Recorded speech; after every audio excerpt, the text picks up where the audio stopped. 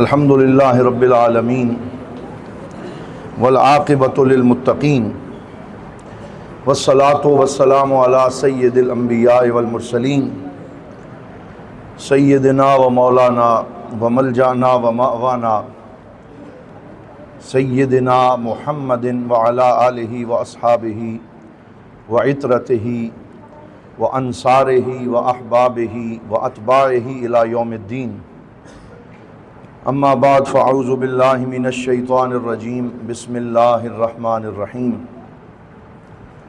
قال اللہ تبارک و تعالی فی القرآن المجید والفرقان الحمید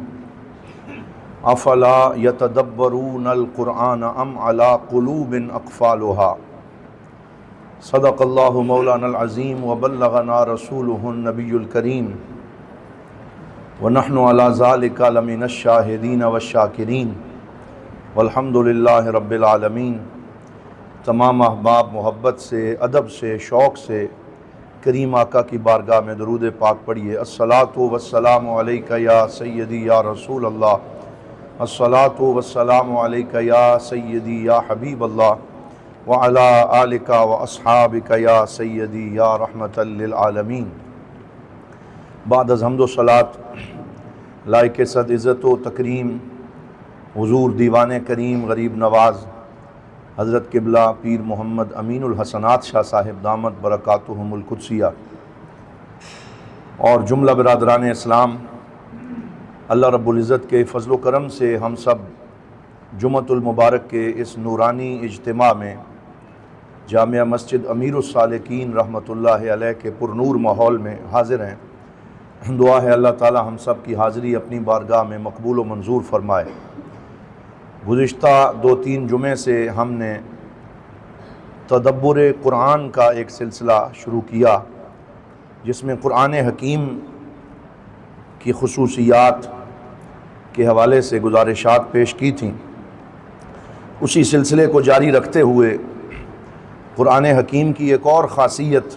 ایک اور شان عرض کر رہے ہیں. اللہ رب العزت نے قرآن حکیم کو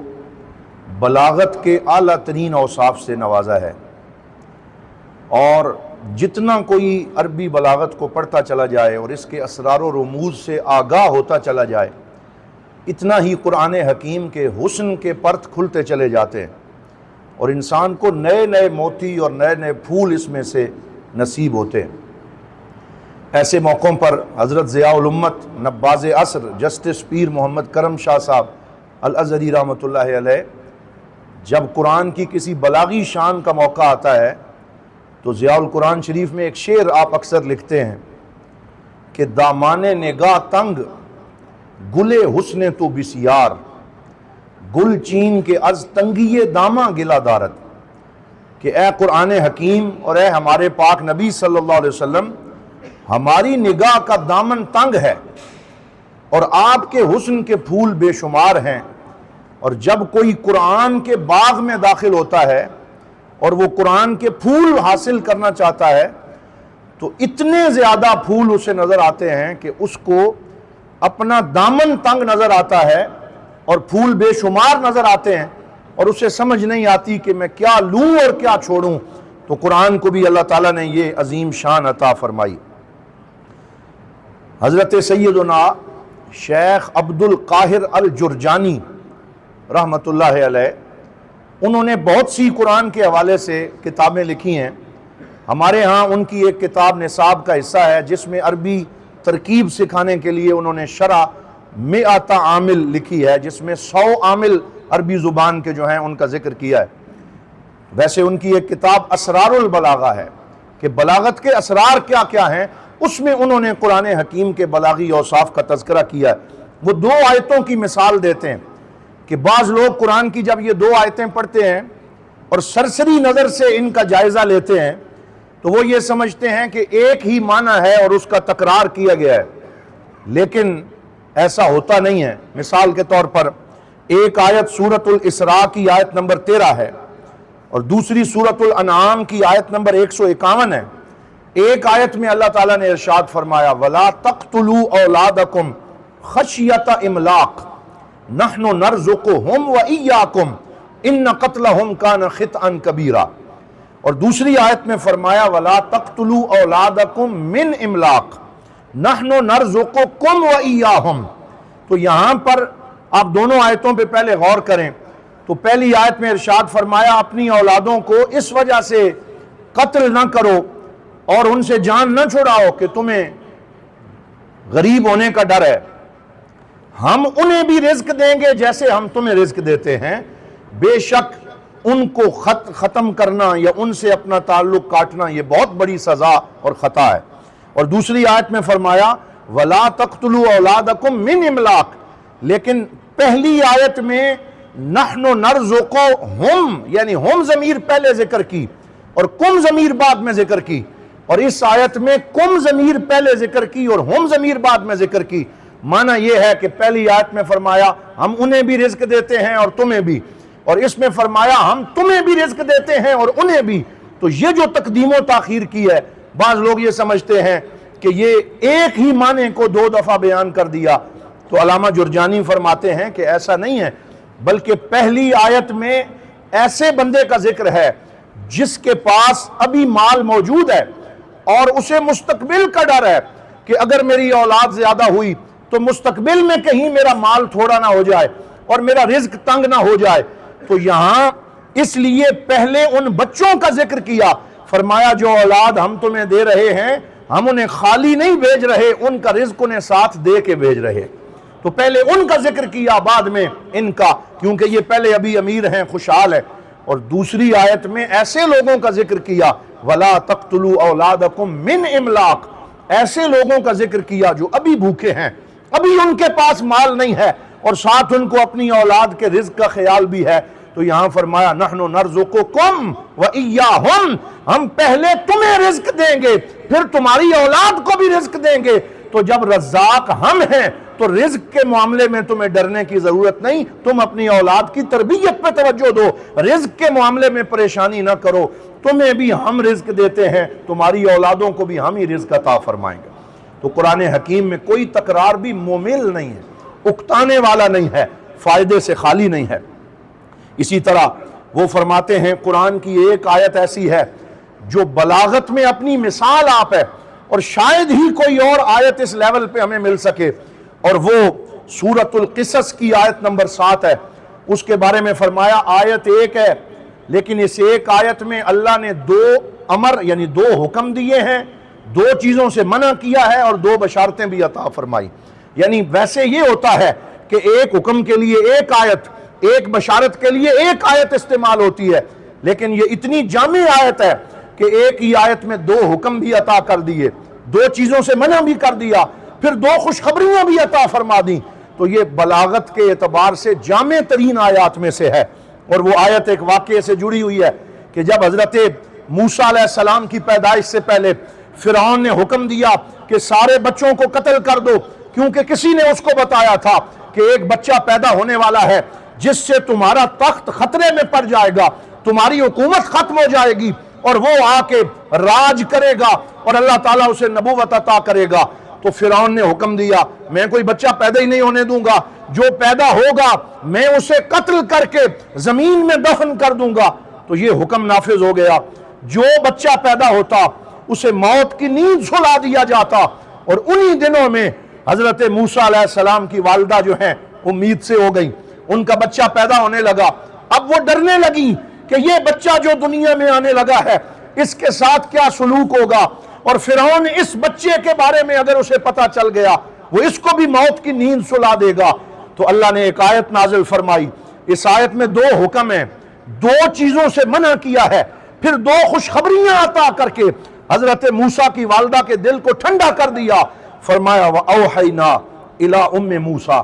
ہم نے موسیٰ علیہ السلام کی والدہ کی طرف وحی فرمائی، ہم نے ان کے دل میں یہ خیال ڈالا ان ارضعیہ، یہ پہلا حکم ہے کہ تو اپنے اس بچے کو دودھ پلا، یعنی جب وہ جو بچہ ہے تو اس کی اچھی تربیت کر، اس کا غم نہ کر۔ فَإِذَا خِفْتَ عَلَيْهِ فَأَلْقِيهِ فِي الْيَمِّ، اور اگر تجھے اپنے بچے کا زیادہ ہی خوف ہو تو پھر اپنے بچے کو دریا کی اور سمندر کی لہروں کے سپرد کر دے۔ تو لوگ کہتے ہیں یہ بڑا عجیب حکم ہے کہنا تو یہ چاہیے تھا ہماری عقل کے مطابق کہ اگر ڈر لگے تو اسے کہیں اندر والے کمرے میں چھپا دینا، اگر ڈر لگے تو کمرے کو تالا لگا دینا۔ یہ کیسا حکم ہے؟ فرمایا اگر تجھے اپنے بچے کا ڈر لگے تو اسے دریا میں ڈال دینا، اسے سمندر کے سپرد کر دینا، یہ بتانے کے لیے دریا بھی ہمارا ہے، سمندر بھی ہمارا ہے، اس کی لہریں بھی ہمارے حکم سے چلتی ہیں، تاکہ لوگوں کو پتا چلے اللہ جب کسی کو بچانا چاہتا ہے تو اسے اگلے اندر میں ڈالنے کی ضرورت نہیں ہوتی، اللہ تعالیٰ سمندر اور دریا کی لہروں پہ بھی اسے بچا لیتا۔ تو فرمایا اے موسیٰ کی والدہ اپنے بچے کو دودھ پلاؤ اور جب ڈر لگے تو اسے سمندر کے حوالے کر دو، اور دو چیزوں سے منع کیا، ولا تخافی ولا تحزنی، نہ خوف کرو نہ حزن کرو، اور خوف اور حزن دونوں کو اللہ نے کئی جگہ پہ جمع کیا، الا ان اولیاء اللہ لا خوف علیہم ولا هم یحزنون، اللہ کے ولیوں کو کوئی خوف اور حزن نہیں ہوتا۔ علماء فرماتے ہیں کہ خوف مستقبل کے اندیشے کو کہتے ہیں، اور حزن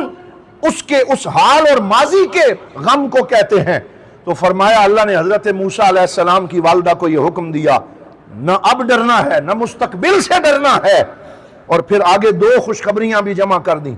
اِنَّا رَادُّوهُ إِلَيْكَ وَجَاعِلُوهُ مِنَ الْمُرْسَلِينَ، یہ بچہ جو تو سمندر کی لہروں کے سپرد کر رہی ہے،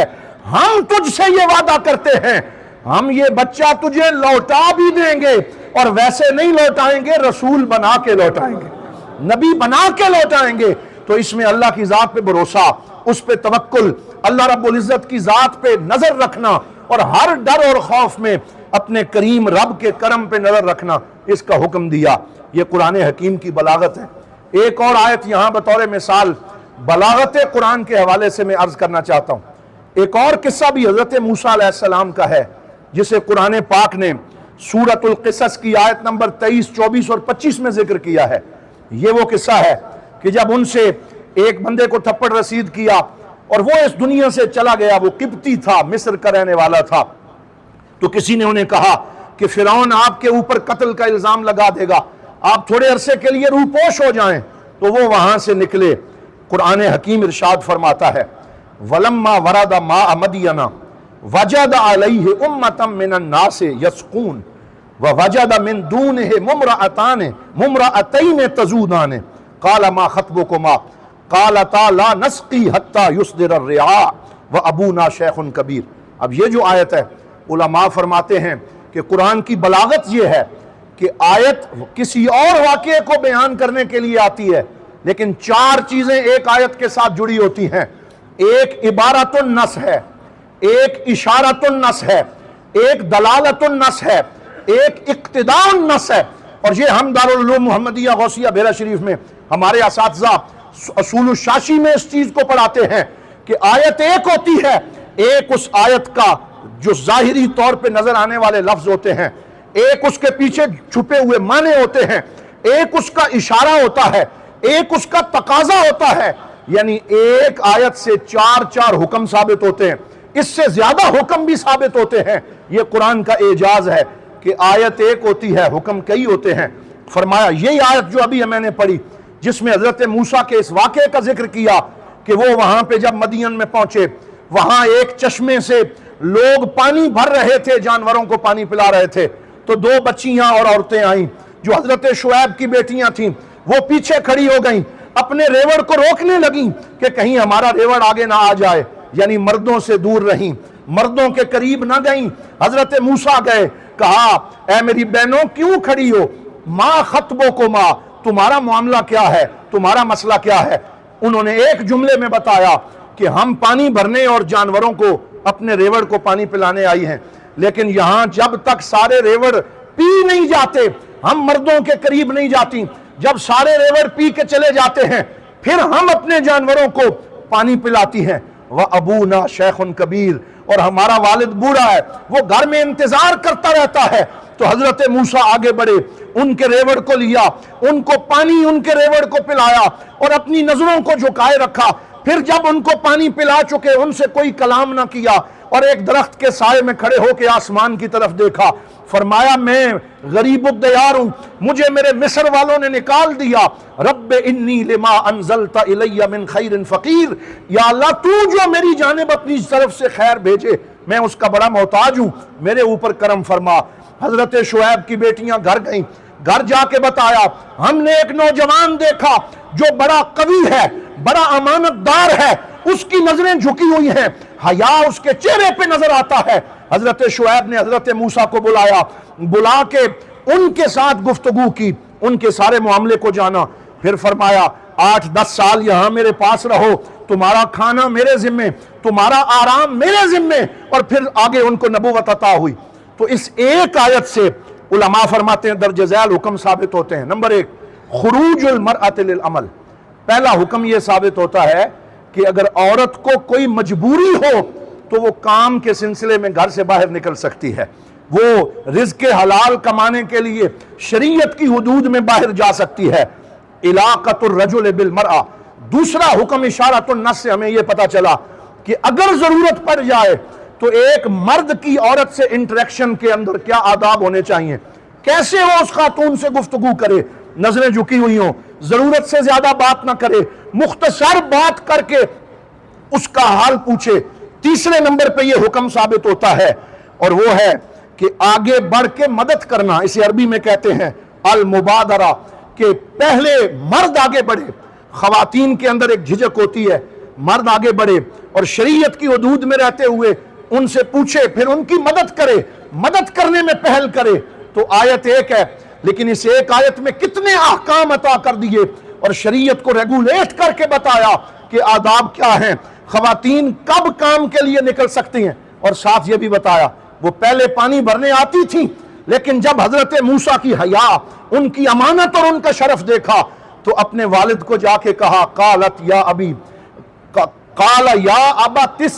تستاجرہ ان خیر من استاجرت القوی الامین، اے ہمارے ابا جان ہم یہ سفارش کرتی ہیں کہ یہ نوجوان جو ہے اس کو پانی کی ڈیوٹی پہ مامور کر دیں، کیونکہ اس میں امانت بھی ہے، اس میں قوت بھی ہے، اس میں حیا بھی ہے۔ تو اس سے یہ پتا چلا کہ وہ نوجوان جس کے اندر یہ صفات پائی جائیں، جو حیا والا ہو، جو اللہ سے ڈرنے والا ہو، پھر اسے خود کچھ نہیں کرنا پڑتا، اللہ تعالیٰ اس کے رزق کے اسباب خود طے فرما دیتا ہے۔ تو ایک آیت کے اندر پورا دستور حیات قرآن حکیم نے عطا فرما دیا۔ پھر اس میں یہ سبق بھی عطا کیا کہ جب کسی بزرگ کی خدمت کی جائے پھر مقام حاصل ہوتا ہے۔ حضرت موسیٰ جیسے نبی کو بھی 10 سال تک حضرت شعیب کی خدمت میں رہنا پڑا، ان کا پانی بھرنا پڑا، ان کے قدموں میں بیٹھ کے شریعت و طریقت کے رموز سیکھنے پڑے، اور جب وہاں سے ان کے بیٹی کے ساتھ شادی ہوئی، پھر وہ لے کے نکل رہے تھے، راستے میں ایک درخت سے آواز آئی انی انا اللہ رب العالمین، اے موسیٰ میں تمہارا رب ہوں، میں تمہاری طرف وحی کرتا ہوں، اذهب الی فرعون انہ طغی۔ تو اس سے یہ سبق حاصل ہوا کہ کتنا بھی کوئی بڑا ہو، جب تک اپنے وقت کے بزرگوں کی خدمت نہ کرے، ان کے جوتے سیدھے نہ کرے، ان کی بارگاہ میں حاضر ہو کے شریعت و طریقت کے رمز نہ سیکھے، تو خود وہ کہیں مقام پہ نہیں پہنچ سکتا۔ اور علامہ محمد اقبال نے اس پورے واقعے کو ایک شعر میں رکھ دیا، اور حضور ضیاء الامت یہ شعر پڑھا کرتے تھے کہ دم عارف نسیم صبح و دم ہے، اسی سے ریشہ معنی میں نم ہے،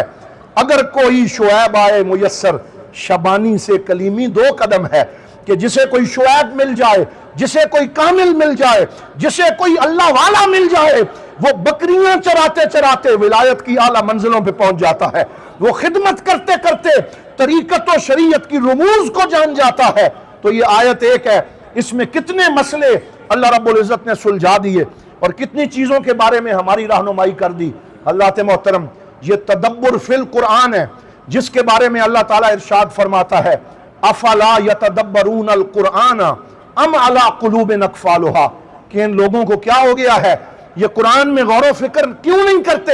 کیا ان کے دلوں پہ تالے پڑ گئے؟ مطلب یہ ہے کہ جو قرآن میں غور نہ کرے اس کا دل بند ہو جاتا ہے، اور شریعت و طریقت کے رموز پھر اس کو سمجھ میں نہیں آتے۔ تو ہم دعا کرتے ہیں اللہ ہمیں قرآن سے جوڑے اور ضیاء القرآن سے جوڑے، اور ہمیں قرآن حکیم کے ان مفاہیم پہ غور و فکر کرنے کی توفیق عطا فرمائے۔ وآخر دعوانا ان الحمد للہ رب العالمین۔